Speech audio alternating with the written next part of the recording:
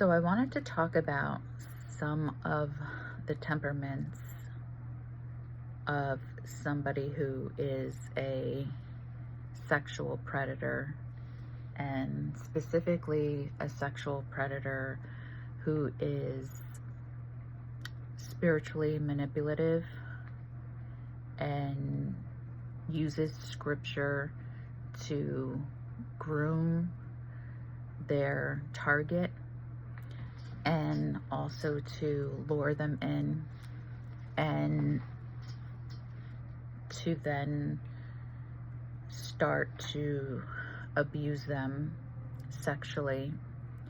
And in my case, my sexual abuser was somebody that I trusted on a very, very deep and personal level. And this person started telling me about Jesus. And this is at a point in my life where I was really vulnerable and very susceptible to a typical victim who is being targeted. Lack of family structure, lack of financial support, and just coming in and establishing rapport and that trust. And one of the things that also happened with a sexual perpetrator and a victim relationship will be that the perpetrator will provide what's called special privileges. So in the relationship dynamics and nuances of the perpetrator and the victim, there will be special privileges that are enforced. And the main thing that is highlighted in the hallmarks of an abuse victim and in sexual abuse and with the perpetrator is secrecy. So once this is established, the perpetrator will then, have the victim hooked and start to give them these special privileges, whether it's financial or emotional, spiritual support. And then as the victim gives in, there's something in the back of their mind where they might suspect that this is not right, this is wrong, something is off about this whole situation. But because the perpetrator has what's called this in a sense, this like kind of mind control over the abuse victim, they will believe the perpetrator, and by that time they're already hooked. So,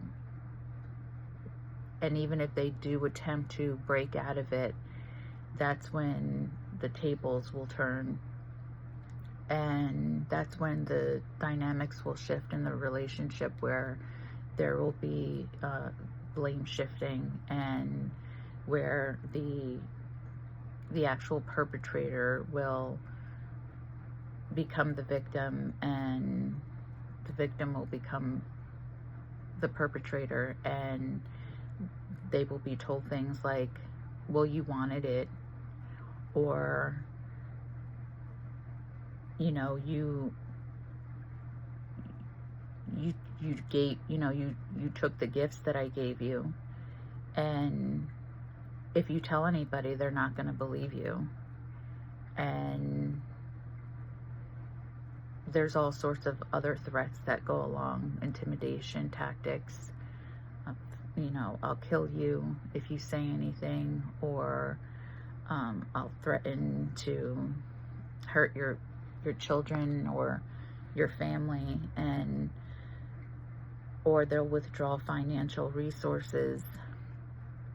And so there's the very twisted, insidious, and nefarious uh, dynamic, roles of reversal that are at play, and where the victim then starts to think that they are the one that, really did initiate the abuse, and believes once again the perpetrator. And it is really like a psychological lock on your mind, where it isn't, in fact, I believe it is some form of mind control, and definitely an emotional and spiritual one. Soul ties are formed, and it just really is entrenched, and there's a lot to unravel as the abuse continues on and becomes more insidious, especially if the abuse victim decides that they want to tell and to escape. The perpetrator will make it practically impossible. In my case, I really had to leave everything behind. I left with just the clothes on my back, and I left everything behind. Furniture, apartment, car, money, everything. So, but in the case of this situation with Mike Bickle and the International House of Prayer, there's some personality traits that I wanted to go over, and just not just him specifically, but a type of spiritual leader, sexual abuse perpetrator, all of the personality traits that go along with that type of a person, and how it plays out. So a couple of the things that I wanted to go over with the personality temperaments were, the first one being the narcissist, right? We know who the narcissist is, and I looked up the definition of narcissist, and even though I know what it is, I'll just read it. And it says it's a person who has excessive interest in or admiration of themselves. Narcissists who think the world revolve around them. And I know a lot of people throw out the word narcissist and just throw it out there, but narcissism really is on the personality disorder spectrum. It's in the DSM and NPD, narcissist personality disorder, and you have to meet, I believe it's 5 of the 9 qualifications to be diagnosed as a narcissist. So that's the first one. And in this case, he can very well be a narcissist. We see with narcissism, there's this grandiosity. There's this, I think some of the qualifiers are grandiosity, entitlement, excessive attention, and a lack of empathy. That's one of the biggest ones. And so those are just some forms of traits with a narcissist. And in my case, I believe all sexual abusers are narcissists. And then there's what they call the sociopath. And the sociopath is a person with a personality disorder manifesting itself in extreme antisocial attitudes and behavior and a lack of conscience. So in this case, and in my case, I believe that the persons actually have not had an extreme antisocial attitude.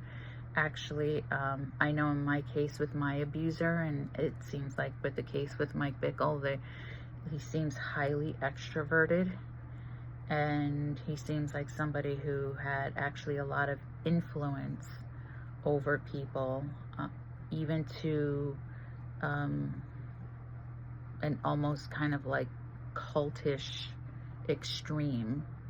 So in my case, and in the case of Mike Bickle and with IHOP, it seems like the sociopath, that part of the sociopath disorder with the antisocial attitudes, may not be the case with them.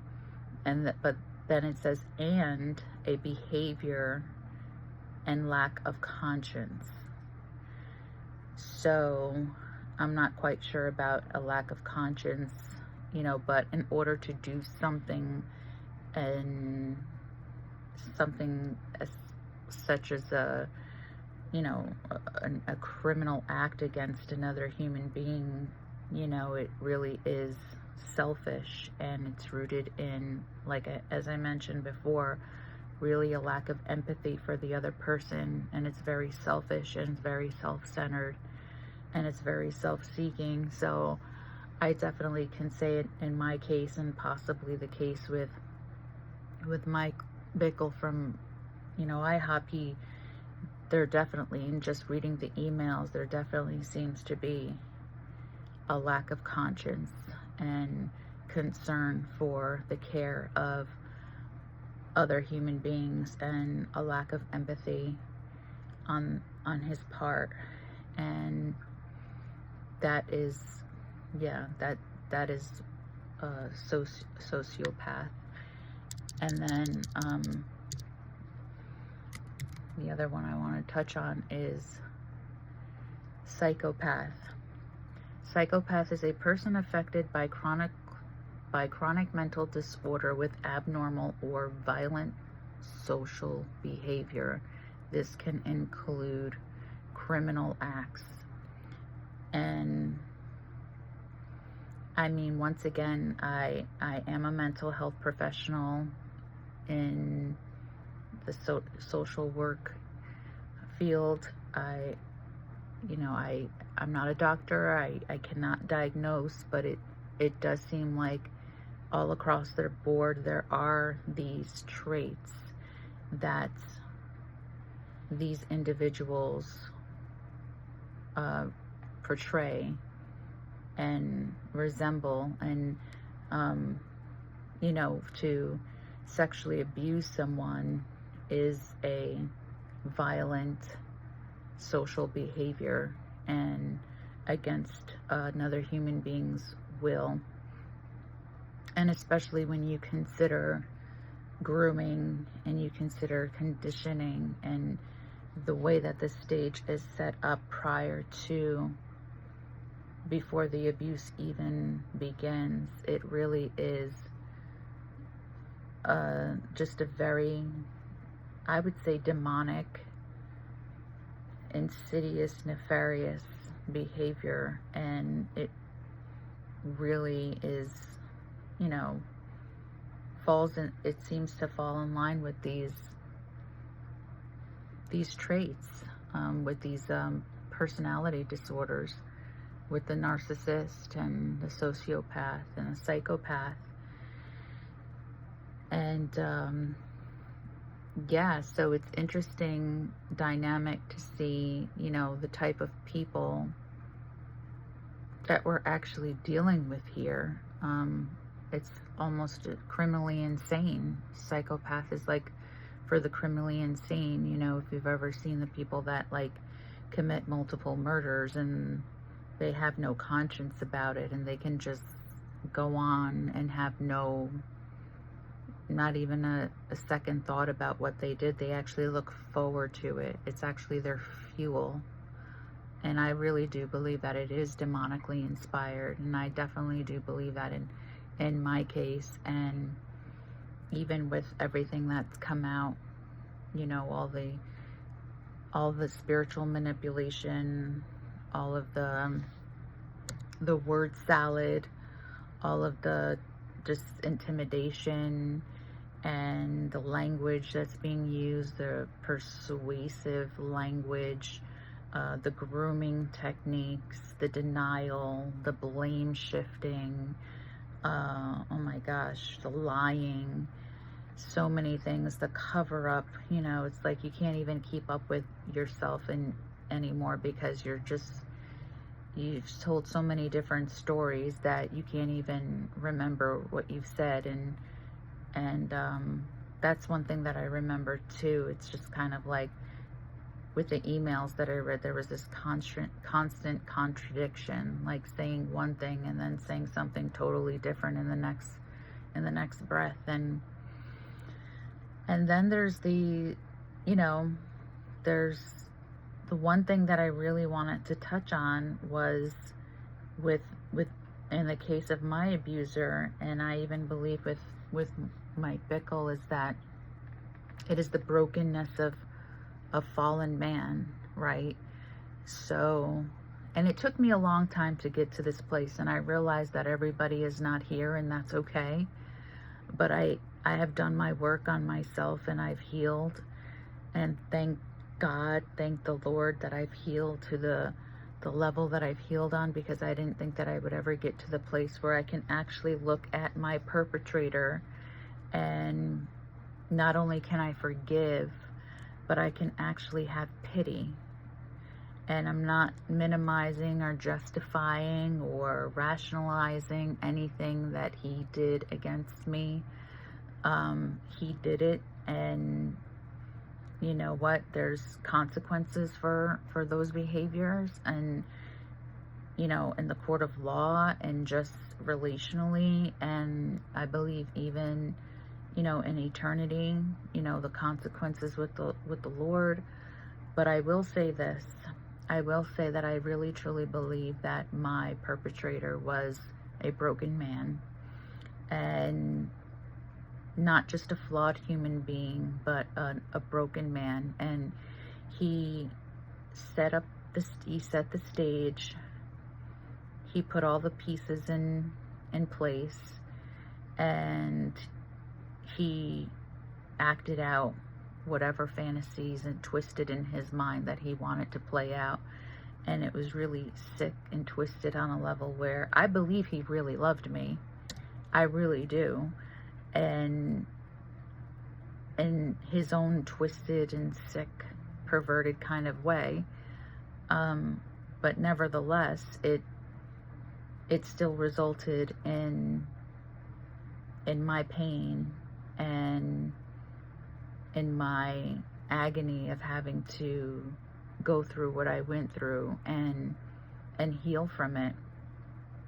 It's kind of the equivalent of somebody who gets hit by or run over by a drunk driver, right? It's like the person that got hit by the drunk driver, they're innocent. They're just an actor in the play, a puppet on a string, so to speak. They are completely going about their own business, minding their business, going about their own life. And here's this person who is irresponsible and even sick and demented and twisted on another level, that they have no care, no concern for another human being, that they're willing to not only put themselves at risk, but to damage another person's life on a level where there's even a possibility of death, and they just have no qualms about it. They're just okay, and they recklessly go about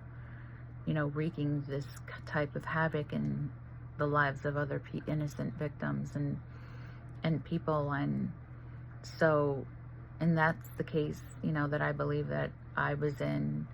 And even with this situation that's come out with everyone, and that's come forward and has with Jane Doe, and has given forth her testimony, and other prominent godly leaders and figures, and in my case as well, this was a person who was a Christian, and that was really, I think, the icing on the cake for the whole thing for me, is that this person was a Christian, and they were telling me about Jesus, and they were telling me that I needed to give my life to the Lord because God loved me, and he had a plan for my life, and he isolated me. I was kind of a wild child at the time, and I was really even putting myself in in harm's way, and taking a lot of, risky behaviors, putting myself in a lot of life-threatening, situations, and, not even realizing how, God spared me at the times. But he just isolated me from that and told me that I needed to repent and give my life to the Lord, and stop hanging out with these people, and stop going to these places, and stop doing these things. And little by little, I started to really get persuaded into what he was saying. And I even remember one time he told me that, because he was a salesman at one point, and he said, I could sell anybody a wet paper bag and convince them of why they think that they would actually need it. And when he said that to me, that was just like, wow, like an eye-opener of where he was at mentally and emotionally with himself and other people, in relation to other people. And so I say all that to say that he was telling me about the Lord, and there was definitely spiritual manipulation going on. And once he had me right where he wanted me, and I gave my life to the Lord, and I slowly but surely, like, cut off all ties with all of my old friends and all of my old, boyfriends, and, and then all the places that I used to go to and party. And he started just sexually abusing me in the bed. And I would wake up and he would be there, and he just would be like, I don't want to get into that, but he would be sexually abusing me. And I did confront him on it, and I told him to stop, and I threatened that I would say something, and he, stopped, I guess, for a while. But then it started shortly, after that, not too long after that. So, and this is what I dealt with for many, many years, and actually was started when I was about 15, and he was about 20 or 21, and I was just like trapped. And I believed that, he said at one point, he, when it all came out to the light, he actually lied and said, that I wanted it, and which was obviously a lie. And yeah, and that's just how this works. So with all that being said, I just wanted to come on here and say, are these guys ministers, or are they madmen, or are they both and just wounded and broken men, and or are they just nefarious and insidiously wicked and evil? And it really reminds me of the story of, like, Jim Jones. I mean, on this level with Mike Bickle, it really reminds me of that, and just the whole cult-like feeling. And I'm really so glad that this has come out. And I honestly don't believe that this is a witch hunt. I honestly don't believe that this is just being done because whatever, but anyway, I just wanted to share that, and I hope that maybe it helps someone in your journey. And I will see you in the next video, and take care. God bless. If you like this content, please don't forget to subscribe. People do need to hear this. All right, take care, guys. Bye-bye.